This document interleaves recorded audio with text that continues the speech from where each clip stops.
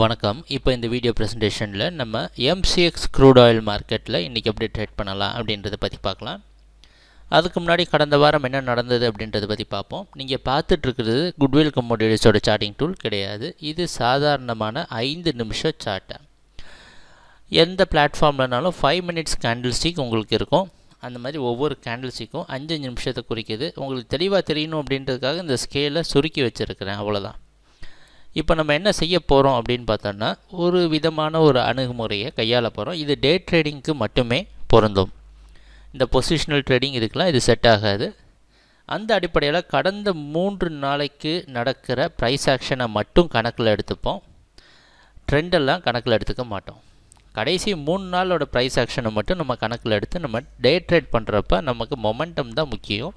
மார்க்கெட்டுடைய trend அந்தளவுக்கு நமக்கு உதவி செய்ய போகிறது கிடையாது.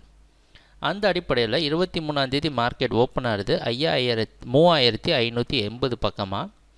ஓப்பன் ஆனதுக்கப்புறம் ஓரளவு கீழே வந்திருக்கு. இந்த முதல் பாதி பார்த்திங்கன்னா ஒரு கன்சாலிடேஷன் சொல்லலாம். எந்த இடத்துல இந்த இடத்துல ஒரு ரெசிஸ்டன்ஸ் எடுத்துகிட்டு இருந்திருக்கு. இந்த இடத்துல ஒரு ரெசிஸ்டன்ஸும் கீழே இந்த இடத்துல ஒரு சப்போர்ட்டும் எடுத்து இந்த 2 ஜோனுக்குள்ளே ட்ரேட் ஆகிட்டு இருந்திருக்கு. அதுக்கப்புறம் இந்த ரெசிஸ்டன்ஸை பிரேக் பண்ணுறப்ப மார்க்கெட் ஓரளவு ஹைக்கு போயிருக்கு. போயிட்டு மறுபடியும் ஒரு ட்ராப் ஆகி திருப்பி 3520 வரைக்கும் வந்துட்டு திருப்பி அங்கேருந்து ஒரு பவுன்ஸ் பேக் கொடுத்துருக்கு. 2 இடமும் ஒரு முக்கியமான இடம் அப்படின்றதுனால இந்த 2 இடத்தையும் நம்ம மார்க் பண்ணியிருக்கிறோம். 3520, 620. அடுத்த நாள் என்ன நடந்துச்சுன்னு பார்த்தீங்கன்னா, இதுக்கு மேலே நிற்க முயற்சி செஞ்சது முக்கிய முடியாமல் 3620 கீழே வர சமயத்தில் நம்ம மார்க் பண்ணியிருந்த அதுக்கு முன்னாடி நாள் மார்க் பண்ணியிருக்கோம் பார்த்திங்களா, அதே சப்போர்ட் ரெசிஸ்டன்ஸையே அடிப்படையாக வச்சு முழுக்க ட்ரேட் ஆகிருக்கு.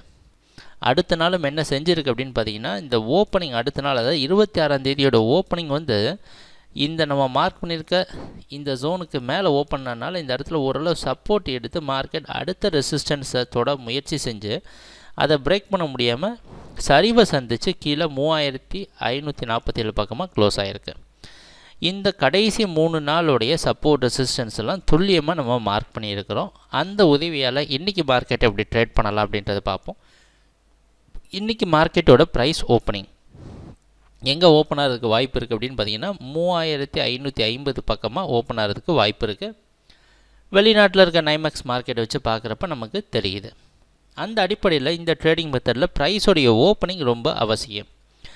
அதாவது இன்றைக்கி மார்க்கெட்டோட ஓப்பனிங் நம்ம எதிர்பார்க்குற மாதிரி ஓப்பன் ஆயிருந்தது அப்படின்னா 3 நாள் கடைசி 3 நாள் ப்ரைஸ் ஓப்பனிங்கை விட கம்மியாக ஓப்பன் ஆகிறது மார்க்கெட் இன்னும் செல்லிங்க்கு சாதகமாகவே இருக்கும் அப்படின்ற எண்ணத்தை நமக்கு கொடுக்குது.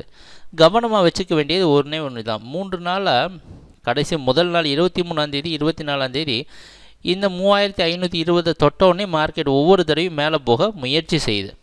அதையும் நம்ம கவனத்தில் வச்சுருக்கணும். ஆனால் கடைசி 3 நாள் ப்ரைஸ் ஆக்ஷனை பார்க்குறப்ப நமக்கு மார்க்கெட் முதலாவதாக செல்லிங்கே சாதகமாக இருக்கிறதுக்கு வாய்ப்புண்டு அப்படின்றத எதிர்பார்க்கலாம். அப்படின்னா நம்ம என்னென்ன இடத்துலலாம் ட்ரேட் பண்ணலாம் அப்படின்னு பார்த்தோன்னா, இன்றைக்கி முதல்ல 3560 பக்கமாக இந்த ஜோன் இருக்குது பார்த்திங்களா, இந்த இடத்த ஒரு செல்லிங்க்கு சாதகமான இடமாக இந்த இடம் இருக்குது பார்த்திங்களா, இந்த இடத்த ஒரு செல்லிங்க்கு சாதகமான இடமாக முதலாவதாக, ஏன்னா முதல் ப்ரிஃபரன்ஸ் வந்து மார்க்கெட் செல்லிங்கு தான் நம்ம கொடுத்தாகணும். ஏன்னா கணக்குப்படி பார்த்திங்கன்னா மார்க்கெட் மேலே போக முடியாமல் தான் கீழே வந்து க்ளோஸ் ஆகிருக்கு. அதனால் இந்த இடம் மற்றும் இந்த மொத்த இடமும் இந்த மார்க்கெட்டோட செல்லிங் ஜோனாக முதலாக வச்சுருக்கணும். அதாவது இந்த இடம் வரைக்கும் மார்க்கெட்டில் முதல்ல செல்லிங்க்கு சாதகமாக இருந்து இதுக்கு மேலே ஒரு 5 பாயிண்ட் ஸ்டாப் லாஸ் வச்சு ட்ரேட் பண்ணலாம். இது முதல் பாதியில் நம்ம எதிர்பார்க்குறது நடக்கிறது. அடுத்த டார்கெட் என்ன இருக்குன்னு பார்த்தீங்கன்னா, முதலாவதாக 3520 இதையும் பிரேக் டவுன் ஆச்சுன்னா அதுக்கு கீழே வர்றதுக்கான வாய்ப்பு உண்டு. இது கீழே என்ன இடத்துக்கு வரும் அப்படின்றது நம்ம ஒரு கணிப்பு மூலமாக சொல்லாமே. 3500 3460 அப்படின்றது ஒரு கணிப்பு மூலமாக போன பழைய ஹிஸ்ட்ரியை வச்சு நம்ம சொல்லலாம். அது ஒரு டார்கெட்டாக நம்ம வச்சுக்கலாம். அப்படி இந்த நம்ம எதிர்பார்க்குற முதல் சம்பவம் நடக்காமல் மார்க்கெட் வந்து ஏன் இந்த இடத்த மட்டும் டார்கெட் பண்ணுறோன்ற காரணத்தையும் சொல்கிறேன்.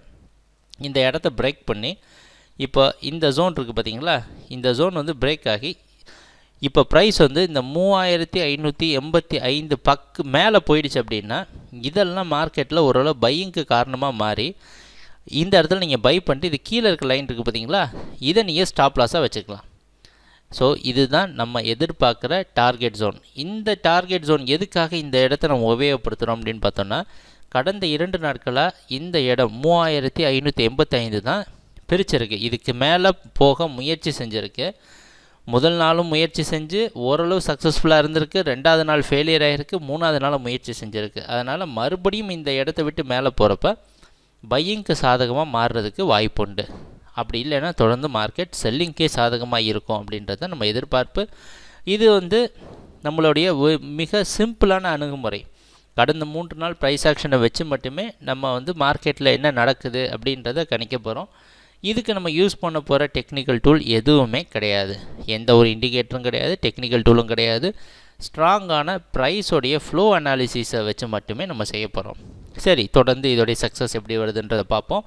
எங்கள் வீடியோ ப்ரெசன்டேஷனை தொடர்ந்து பார்த்துட்டு வந்ததுக்கு மிக்க நன்றி, மகிழ்ச்சி, வணக்கம்.